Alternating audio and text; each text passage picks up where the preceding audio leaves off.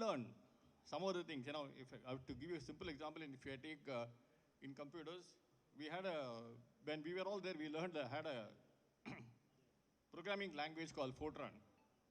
Nobody knows there existed a program called Fortran.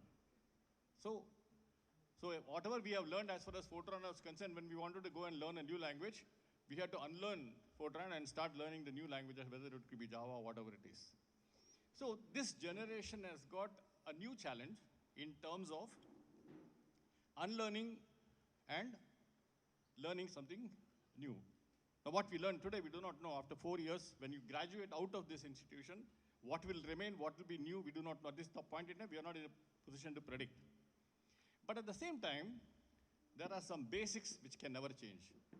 So even if we talk of manufacturing, there is a process defined, there is an automation defined, which we have to follow. There may be some of those external activities which may change, but the base fundamentals will not change. So that is why I always say that keep your concepts and basics clear. When I talk of concepts, I think going back to our own Indian tradition, there are a lot of concepts which we had. At that point in time, we never realized that this will become a global phenomenon. For example, I attended a conference in Chennai. There was an international conference on Mahabharata. Now, I was trying to find out what is so international about Mahabharata. I was more curious and anxious to find out what is so international about Mahabharata. And a professor from Thailand, he came and gave a presentation on the 27 different types of vimanas that were used in the Mahabharata war.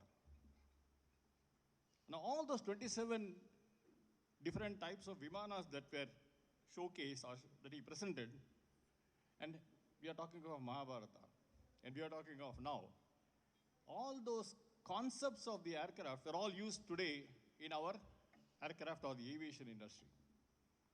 So the concepts were very much there in our own backyard when such things are, when we were discussing about this. So, and again, I'm going back to the fundamentals, Indian tradition or Indian.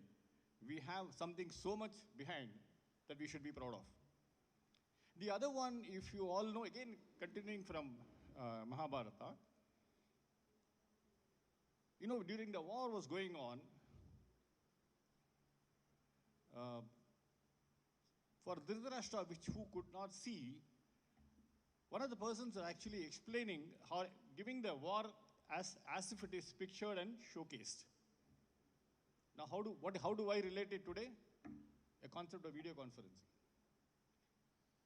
It was conceptualized then, but we are seeing it now.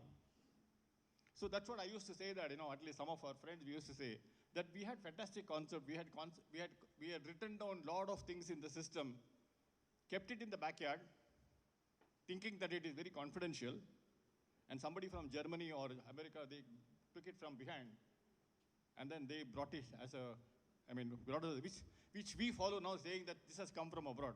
At the same time, you should know that we Indians have created this. We Indians have conceptualized this much before all these people even thought of it. Again, coming back to the same concept, again I'm saying that be proud to be an Indian. Now we have to go next step, at the end of your 4 years or 5 years of education, already there must be pressure from your, again, family members and peers and neighbors saying that after 4 years or 5 years, will you go abroad for higher education? That pressure is always there. But my feeling is that also will change, and it's changing for the good. One of the suggestions that I would like to, today the opportunities, people might say, in the newspaper saying that there are no jobs. There are problems in employment and all that. No. I think all of us have phenomenal opportunities to grow, to work. And there I want to add something. Don't think that working for a big organization should be your aim. I'm not saying it's wrong. But today, I think you should be feeling happy. Instead of working for somebody, can I give jobs for somebody? Can I be an entrepreneur myself? That entrepreneurial mindset should also set in. Today, I mean, you know that there are a lot of startups that are coming up in India. I mean, probably people talk about happening in IITs or the IIMs, but even our university can come out with a lot of startups, facilitate a lot of startups. And we want to be sure that the student community here benefits from if there is a thought process that is coming up. We don't want them to, we want to be sure that that innovation that they want to bring about gets fulfilled. See, I've come across a lot of innovations in our time. See, one boy studying in 8th standard, we were all staying in the same building. I mean, I lived in Bombay. We were living in the same building, and he suddenly came and asked me one interesting question. Sir, electricity gets generated in waterfall. There is a waterfall, and you go to any of these waterfalls, they will have a power station or things attached so that, electricity gets generated. So this person's interesting question was, in Bombay, there are multi-story buildings. There is a tank on top of the building where they store water. And when you want to take water, you open the tap, water falls down from the tank to the tap. So this boy came and asked me, sir, water is falling from the top to the bottom. There is a waterfall. Why can't we generate electricity here? Now, for a few minutes, actually, I didn't know how to answer that point. What I'm saying here is the thought process of an individual. And I'm sure, when you come across, you will also come across a lot of these thought processes, which becomes very important. The only thing I had to tell him was, in a waterfall, the waterfall should be continuous to generate water. In our building, if I stop continuously pouring water, I'll be only wasting water, doing nothing. So to that extent, I was able to convince and answer that particular person. So, any idea that comes out, one of the best innovations Indians have achieved, I'm sure all of you do it on a day-to-day basis, but without knowing that actually it is coming from India. The concept of missed call. In your phone, you always tell your friends, right? Why didn't you give me a missed call? I went to UK once, and then, the same practice I told that fellow, the guy who was sitting there, he said, when you reach the hotel, you just give me a missed call. And he was surprised. He asked me what missed call is. Because this is a concept, again, only in India. And again, what? Some Indians has innovated it, but one of the best innovations. How? Because, in those days, I'm talking of, when I start speaking on the phone, you are charged. When there is a missed call, there is no charge. So that is the concept these guys are trying to find out how best I can save cost on a mobile phone. So, a lot of innovations will be there. So what I want is, in addition to working for an organization or planning to work for an organization, I think you should also think in terms of how I can be innovative, how I can bring about something new. And you will be seeing on papers as somebody has invented this, somebody has done this, something has come out. So I want you to be in terms of innovation. The most important thing for an individual is to market himself or herself. Okay, how do I present myself? People come and talk to you about, even in counseling, they must have given and told you that, why you should do this and why you should not do this. And I've seen very interesting people coming from various places saying that I will do counseling for the 12th standard students as to what they should do. And one interesting person I found was, I'm in the board of Rajalakshmi institutions, which is on the way when we come from Chennai, you must have seen. Now that guy comes to an engineering college, talks to the students who want to join that particular college, and says that engineering is not the right thing for you. So So now you imagine what sort of impression that the students will have, not only about the institution, but also about that individual who is giving that, who's propagating that idea. So that's why, even when we organize this counseling, in fact, since I was on the board, I told the management, never hire that particular person again as far as doing this counseling is concerned, because sometimes it becomes dangerous. So innovation was the other thing. Marketing yourself individually becomes also very important. In terms of opportunities, I was mentioning that there are opportunities for students.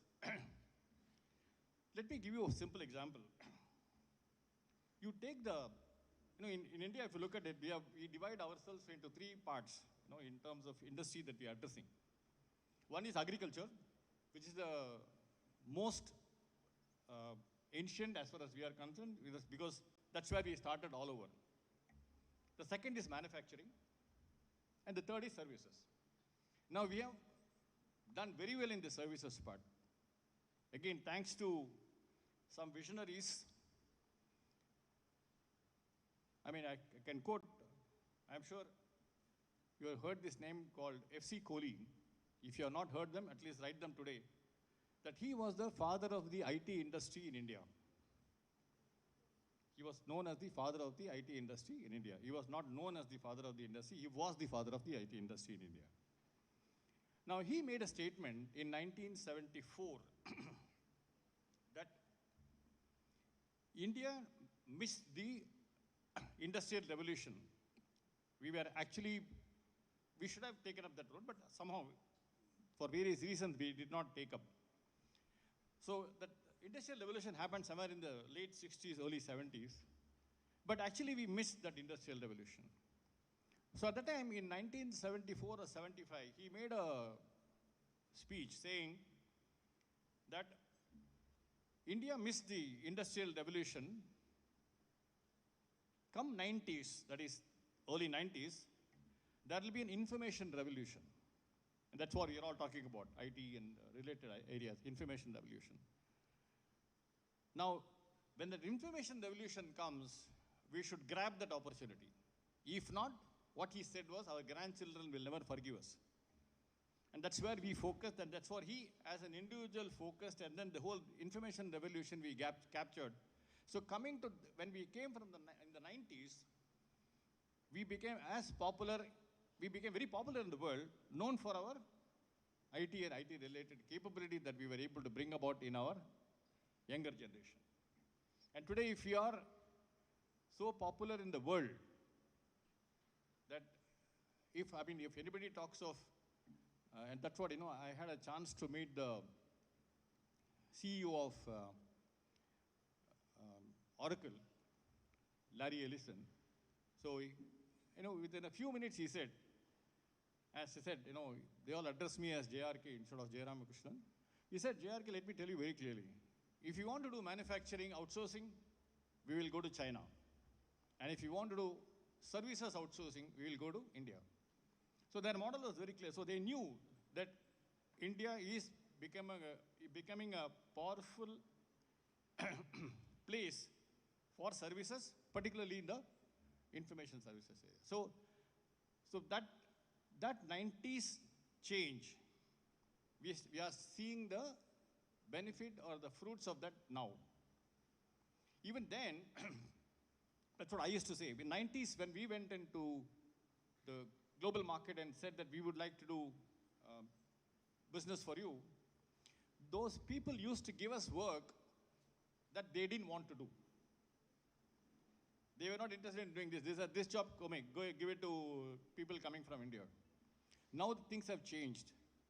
Today they are giving work to us, to Indians, the type of work which they don't know how to do. So that is the advancement or the capabilities in the last 3 generations or 3 decades that we have showcased to the global market. And we should be really proud of it. So that's what I said. So we have succeeded in the services, particularly in the information services. We are slowly coming up in the manufacturing, and we have got a lot of things to do as far as agriculture is concerned. So when I'm coming to opportunities for you, don't think that if I have got to do something on the agricultural space, it is beyond me. I don't think I should be doing it. I think you should take pride in doing it because that's where our base, I mean, as I said, the concept, the base is the agriculture as far as we are concerned. So how do I mean, today, everywhere you have to, wherever you go, IT becomes a base. Without IT, you are not able to survive. So what we should do is, how do I use IT to the maximum to see that the agricultural industry also benefits out of this? So if I take that as a portion, you have phenomenal amount of opportunity, not only from the IT perspective, there are the allied perspectives also that we are talking of. Same case with manufacturing. I mean, you all will understand that, today, you just can't live without IT. So everywhere, whether it is agriculture, manufacturing, or services, IT becomes a platform and you start using it. So then again, I was talking to some of the government officials. The government today is also trying to optimize a lot of activities, which again requires a lot of inputs from various, whether it is commerce students or arts or the engineering students or the management students, all of them have to contribute towards the optimization of various activities in the government. What they said was, the type of, even if I take up automation, it is only 8 to 10% of the whole activities of the government are automated. So still there is a 90% market available for us. And all of them are not going to happen over a year. I mean, over 1 or 2 years, it's going to take some time. So when you come out, you still have an opportunity in that space to work for and see how best you can participate and contribute in that place. So as I said, there's opportunities for you in, of course, service organization continues to survive. We have the manufacturing organization where you have opportunities, and more so on the agricultural space that we are looking at. So that's the sum and substance that you should be focusing on. At this point in time, of course, just being in the first year, it is too early to think about the fourth year, but at the same time, there must be some thought, some target, some focus that you should have, which you feel that you should address, and then start working towards it. Without leaving, as I said, the fundamentals have to be taken care of in what? What we should do and what we should not do. What I'll do is I'll probably stop here for some time. Probably I'll be very happy to have a lot of questions from you, so that, what is there in your mind, make it, you can clear yourself in terms of your thoughts. Maybe when you trigger a question, that might add up some points that I would like to, elaborate on. But I thought the fundamental thing that I thought was, one is keep that entrepreneurial mind in your this thing, so that, think of how you can do some good amount of innovation, how you can bring about, working for an organization. Also, there is a lot of innovation that you can bring about. And so, let me trigger off some questions, and based on your questions, I can also elaborate on some of the answers. You can circulate some mic around.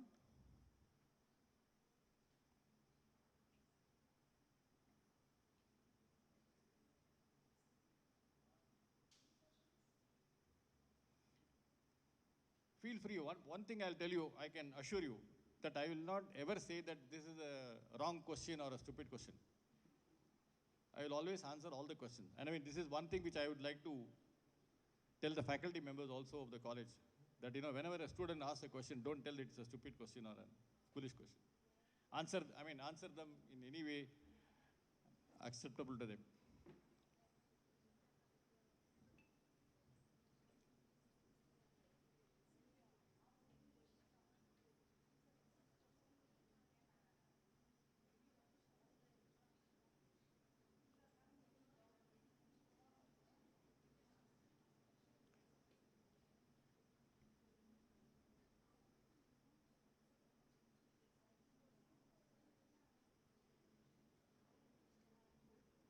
Somebody at the back? Anybody?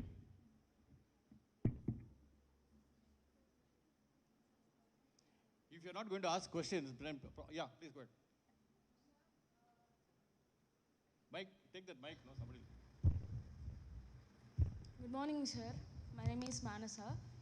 Sir, I have a doubt. I don't know is it correct or wrong, but all the youth is coming to engineering and just doing that. What Sorry, will happen? there's a lot of echo. I mean, can you come closer?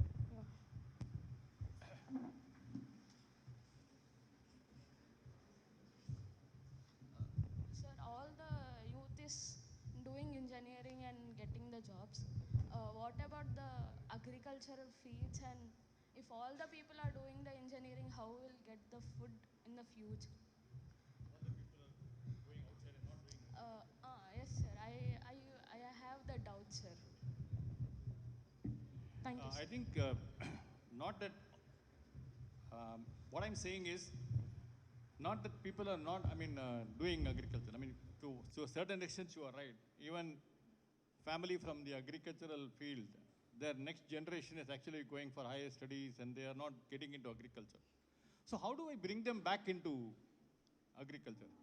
So that's the only way, Supposing the one to say today,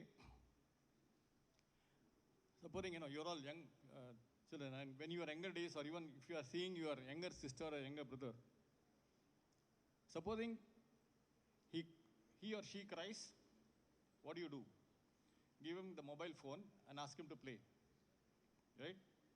So today, computers or the iPhones or the iPads have become a good gadgets for change.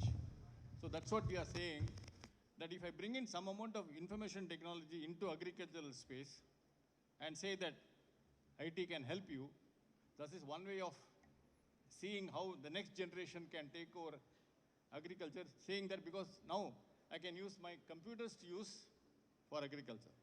See, if you take up medicine, many of the doctors refused to use computers.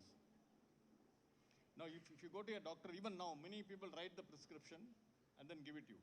But when you go to the hospital, they come and put it on their iPad. They write down whatever prescription or even they type so that the information goes to the right people at the right time. This will go to the pharmacy will keep the medicine ready. If you are going for a blood test, the blood test fellow gets the information right upfront before you go there. So, what doctors were against, not against, they were sort of never used to use the computers. So what happened, the moment they saw these gadgets are helpful to them, even the medical field started using automation, they started using computers. I think the same way, I think probably you can give these sort of interesting gadgets with a lot of data, a lot of analysis given to them, they will be all the more easy to, they'll be all the more keen to use, uh, they get into agriculture in any form. The way that we would bring in as, yes, I'm bringing in technology, IT-enabled agriculture. So that would become a good way of getting agriculture people getting in, more people getting into agriculture. That's one way. There could be many ways, but I'm just giving you one example.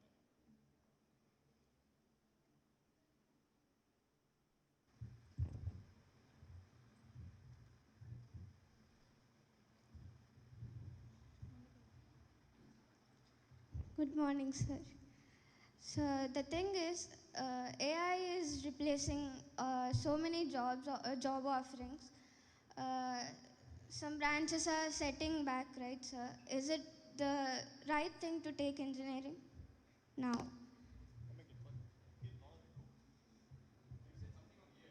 Yes, yes, sir. Yes, sir. So not all the job offerings, but some. I think, you must have understood that how much of preparation I should have done, knowing that AI will be the one important thing that will be coming across wherever I go. See, it's like this, when computers came in the 1980s, the same concept came up, that everybody will lose their job, right? And it was a fact saying that I have seen in banks, when we wanted to go and computerize the bank's automation. In fact, you're talking of core banking now. We used to have something called advanced ledger posting machines in our days. You were not born at the time, I can assure you. But initially there was resistance. The unions came and said that no computers in our banks. Okay. Now when did it change? All these bank officers, they grew up. When they became slightly old, the next generation, people like you, started they coming into the. So once those people said, they looked at their father or the parents and they said, you don't know computers? How shameful. So the fathers felt, the parents felt that, how come I don't know computers? So I should do something on computers. Then they said, computerization is important in banks. No, that's one way. The second is, yes, it helps in terms of speeding up the process.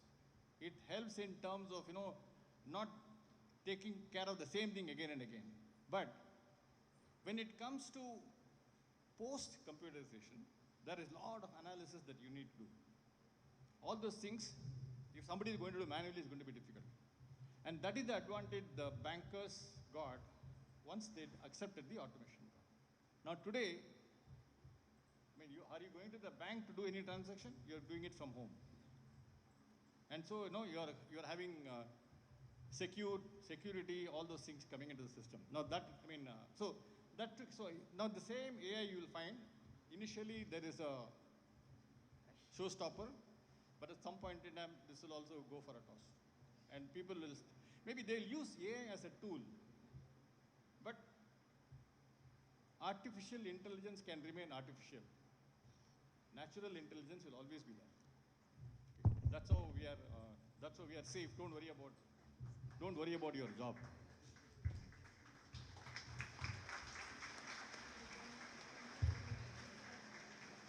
Now I think you have asked me, just one second, before I forget. There is a, and I'm assuring everybody of the job, I think they're happy, all the more happy. Now this brings a very important point, I think she raised about AI. And one of the things that all the institutions, including ours, is focusing on is cyber security. I think security is very important, all the more cyber security is all the more important.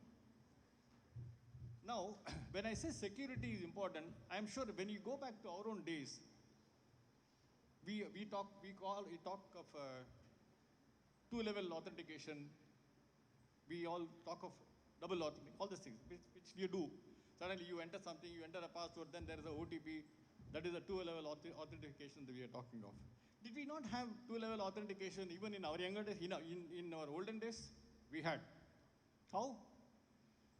Simple. I come out of my house, I lock the door. Okay?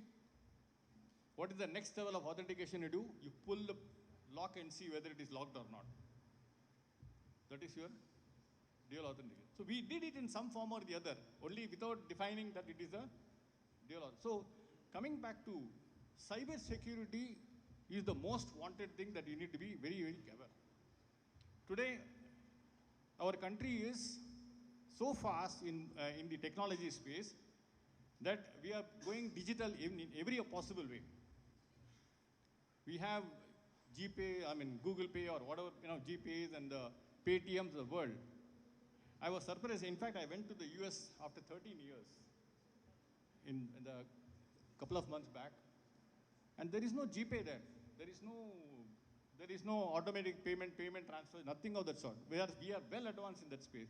When I went to Singapore, yes, Singapore to a certain extent it is there, but the way the village has taken up online payment, I think no other country has done. So I think usage of technology has well gone beyond as far as India is concerned. Cyber security is also there. Again, today we are talking of facial recognition for authentication. We are doing voice recording for authentication. And I'm sure you all heard about this joke about voice recording.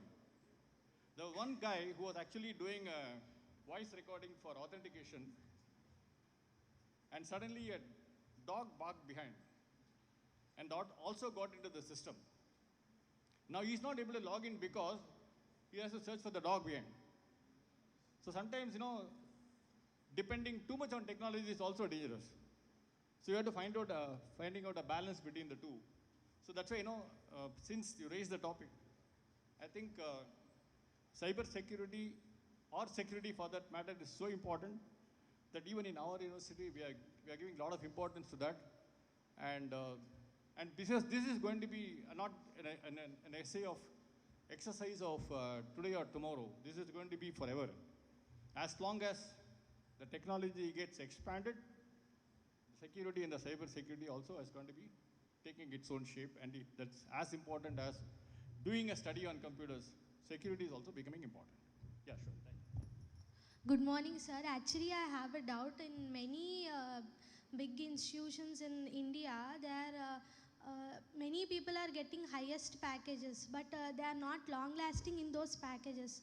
Many of them are losing them suddenly. So, is it better to get a high package or in private sector, or is it better to work in a government one? You want to see whether you want to work in a government organization or a private organization? Many of them. See, the losing a job in the private enterprise is a very rare phenomenon. Okay. I mean, I'm not saying that you should not work in a government organization. You can. Okay. Because the two differentiators, I will tell you, between a government organization and a private organization. Private organization is result oriented. They want something to achieve, they will achieve. Government organization is process oriented. You have to follow these 4 steps. You have to achieve. In fact, again, I'll quote example. During the introduction, they had mentioned that I had worked with the current Prime Minister, who was the Chief Minister of Gujarat. He said in the government, there are a lot of processes which need not be adhered to. I mean, some of the process is not necessary. Because somebody started it, somebody is following it. So we are trying to find out how, the government always tries to find out how much can you reduce in those terms of processes are concerned. So if you are interested in targets, meeting targets, achieving targets, private organization is the best. Government organization also will achieve, but it will take its own time. So that's the major differentiator that you will have to look at. But losing job in a private sector, if you're hearing it in some newspaper, don't worry about it. Thank you, sir. Morning, sir. Good, I was wondering, why only ladies are coming into the fore. Good. Morning, sir. My name is Nagapavan. So mostly all the students sitting over here came for a nice job in their future. Actually, I am asking you this question because you have served many years in the service sector over here. So my main doubt is, what are the companies looking for? Few say they are looking for skills, but few companies say that you need to think more bigger than skills. There are something more bigger than skills. Means what does a student skills. I met many people, my brothers are there, or some counselors. They all say that there are something bigger than skills. They don't say what are they, but they say you just need to learn something bigger than skills. And when we ask our friends, my friends, they say that the skills are enough to get a job. But what does a company really seek from an employee to do, or a new coming employee? What do I need to learn to get into some company? Actually, it's a very, I think, give him a big hand. It's a very good question in terms of skilling. Okay, sit down. I mean, I'll answer that. You don't have to stand. See, the skill is one word which is being used in different ways, in different styles, without basically understanding what actually is required. I'll give you a simple example. An engineer, an electrical engineer, has completed electrical engineering in SCS VMB, let us say, goes to an industry as an electrical engineer. Okay? There is a machinery available. in front of him to work on it. He knows that how the machine works. The only thing he doesn't know is how the machine gets started. So for switching on, he needs somebody help. Who is that? The electrician. Okay. Now what people say is, in addition to whatever you learned, I mean, I'm not saying there's a skill that you should add is how to switch on the whole thing. I'm saying that there are additional skills that go along with your education. That's what people say. See, we did somewhere in 2005, we did a skill gap analysis. That means, what does the industry need today from an individual like you when you come to the industry, right? And what does the institution teach them? Does the institution take care of all the requirements, or there is a gap? Okay, so that gap needs to be addressed. And then this gap comes continuously. I mean, it is not one time. As you start progressing, new sets of skills come, new sets of things happen. So that's whatever the differentiators in terms of skill is concerned, that needs to be addressed. And that is what is something called a National Skill Development Corporation. There is an organization called National Skill Development Corporation. And there are also, it is a national body, but there are also state-wise. Andhra state has a skill development. There is a Tamil Nadu has got, Maharashtra. Every state has got its own skill development, where they try to address this in terms of the differentials between the two. The most important thing that they also address is, today, if you go to a restaurant in Chennai, where are the servers coming from, the waiters coming from? Nepal. So that means there are not many people in Tamil Nadu who are able to take up the job of a waiter. So that means somebody has to skill them to do that. One is there may be reluctance to do, but the second one is some skilling is required. So there are some special training programs are conducted for doing this exercise. Somebody to be trained as to how a waiter should do. I mean, there are hotel management organizations which do that, but in addition to that, this skilling also happens. So in every area, if you go to some state, there are no electricians. So training on electricians. So NS, National Skill Development Corporation, focuses on the basic things like carpentry, electrician, masonry, where today if you go to many states, this is lacking. If you go to I mean, I don't know how about civil engineering. If you see, civil engineering is I'm sure in the next 4 or 5 years from now, civil engineering is the most wanted department across the country. You must have heard, people say that we do 32 kilometers per day of roads, highways. Where do you do that unless and until I don't have civil engineers or civil related skills that are being talked about? So the skill part is, in addition to what you study, there is a gap. That gap is what, people call it as skill, but these are the additional skills that you need to get into so that, you don't have to depend upon the electrician. I go and switch on I just give you as an example. But there are a lot of other activities that get into. So don't worry about skills, In our institution, we will teach you not only the engineering part, but also the additional skills that is required to see that, you are industry ready when you go out of this institution. Sir, I'm a CSE student, sir. Means, CSE AML, sir. So I am just curious to know about that. If you are giving me a job, what do you want a CSE student to learn and come to your office or your interview to take your job? You are actually 4 years away from that.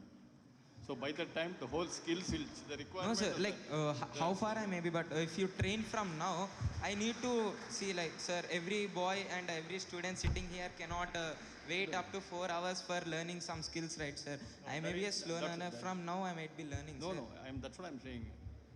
The industry, particularly since you're talking of computer industry, the whole change is happening so drastically, it is so difficult for us to. So that's why, we are keeping track of that every year. So whatever additional skills that is required, probably we will bring it to you in the 3rd year or the 4th year, rather than worrying it out now. See, my brother's son, he was in 8th standard.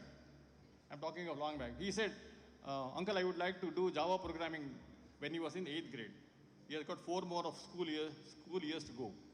I told him during vacation, go and play rather than learning Java programming, because after 4 years, I do not know whether Java programming will be existing or not.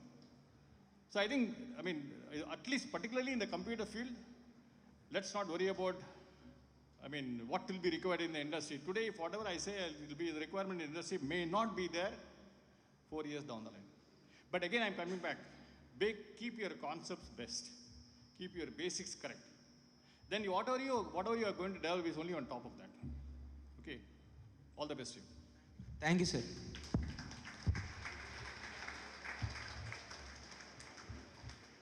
A very good morning, sir.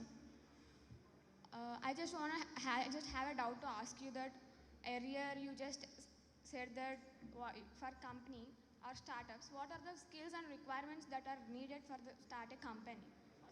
Yeah, as it is not a overnight process to keep a company. I just want some suggestions from you. See, first of all, you should have a concept which somebody says that, no, nobody has thought about it before, right? That means you want to start a company and you want to start something there, you want to do something in that company. You will be developing a product, you can develop a software product, you can develop, which branch are you from? I'm from CSE AIML. Okay. So you would like to develop some AI-based products, okay. For example, I'll give you a simple example. I want to use something on OCR technology. If it is new to you, don't worry about it. So you think that this nobody has attempted, and I would like to do it, okay. So first thing is, this is your thought process. Somebody has to validate that. You always have a guide in the organization, in the institution, who can go and approach them, sir, this is my idea. Can I take it up? Somebody will say, fantastic idea, go ahead, do it. Now, this is going to be in the campus.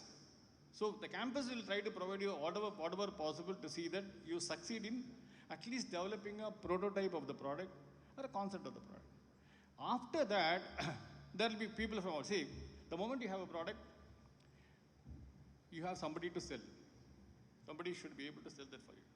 Somebody should be able to create an organization for you. But that is all again, as the same answer, 4 years down the line. But at this point in time, start thinking of what is useful to the industry, what is useful for the country, what is unique that you are going to bring to the table. That is what you should think when you think of starting something new. Okay, something should be unique. We are talking of, only thing is, don't copy anything.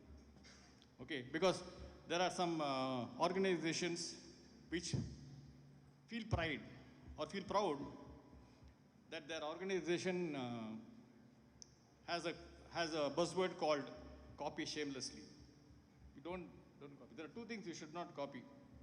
One is in the examination, you should not copy. The second one is don't copy any research work. Research work is always should be unique.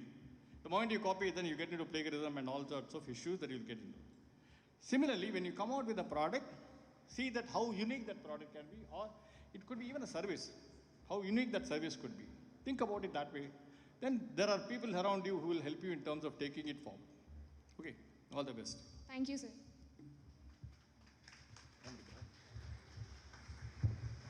5 minutes? One more. Good morning, sir. I am Aditya from EC department. Sir, when we were in 12th class, there was an incident where we were stuck in a question which we were unable to solve, and even our faculty used the help of ChatGPT. And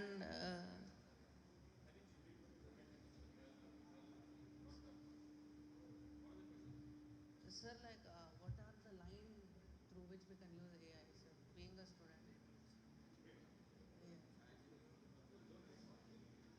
No, sir, during our assignments or during any our day-to-day work, what is the line in which we are safe using AI?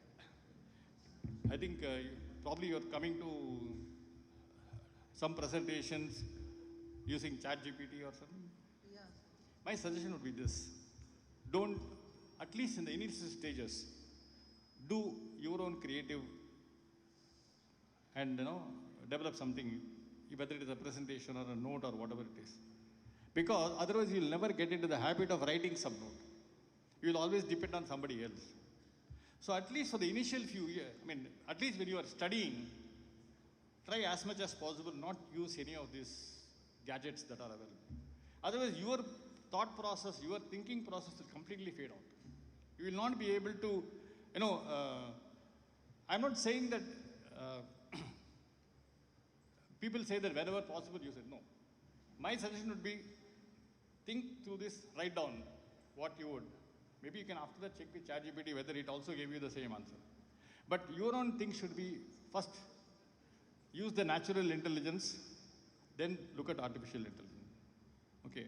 That can be, at this point in time, use it as a tool. But when you start working, if that is going to be of help in terms of speeding up your work, do that. But not at the time of education. Okay. I think that's one thing I think it's not for you. I'm telling all the students that, don't lose your natural thought process that will come by using some of these gadgets that are available. Think through, do your natural sources thinking much more than using these AIs and all that. Try to learn AI as a concept. Don't start using AI now. Okay. Thank you. Thank you, sir. One last question. Because I think 11 o'clock we should wind up, right? Yeah. Yes, sir. Good morning, sir. Sir, actually, everyone are running behind AI, artificial intelligence, and like many apps, AI tools have came like Gemini and also ChatGPT, and these are like killing environment, and also they're killing our patients in our, and also we became old.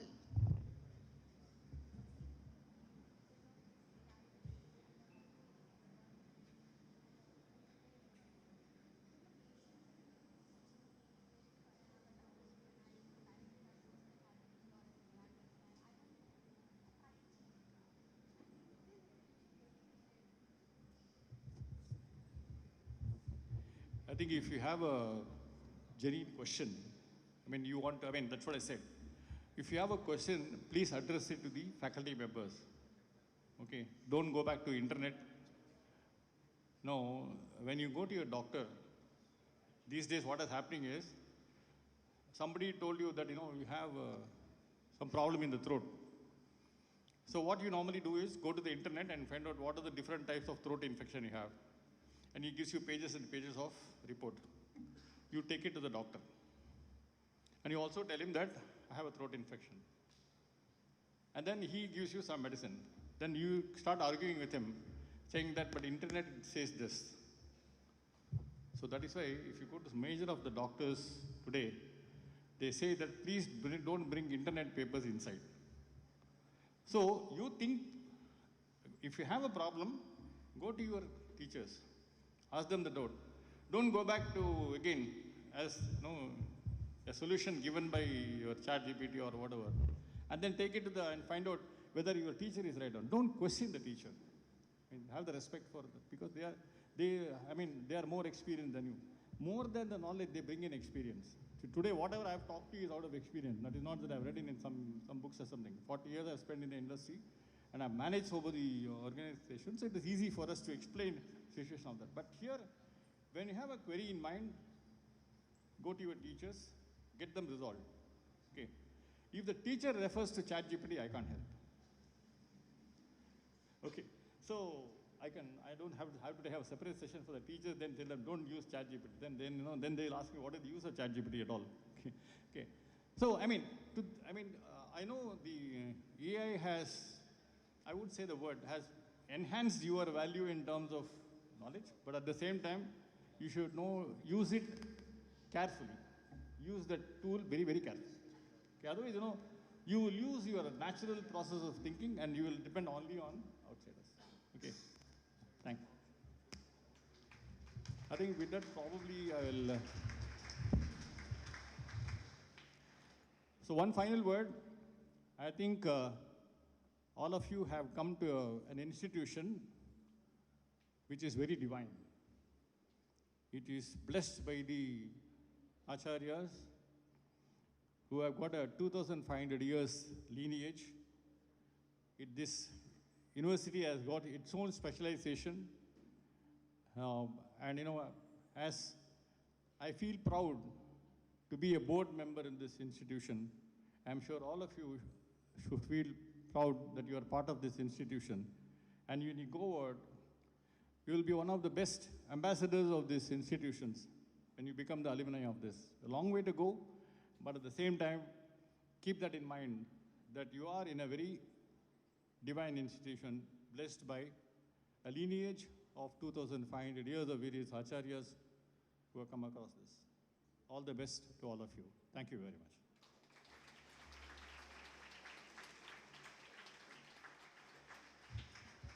Thank you, sir, for your inspiring words and valuable guidance. I'm sure our students, as you said, are also proud of our institution, and I'm sure they have gained a lot of motivation to carry forward in the journey.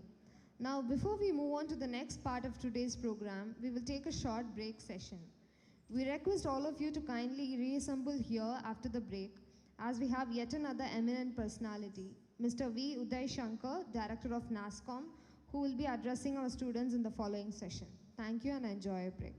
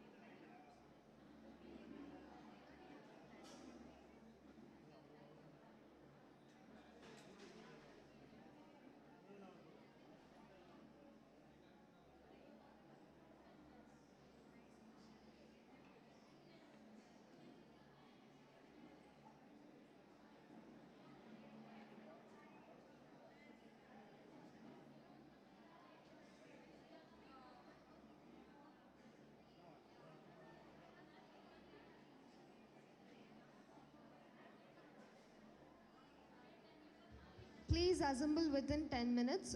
There's another follow-up session after this. Thank you. Attendance will be taken, or else no OD.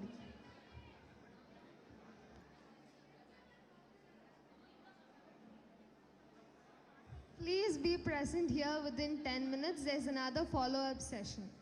Thank you. Attendance will be taken, so please be here.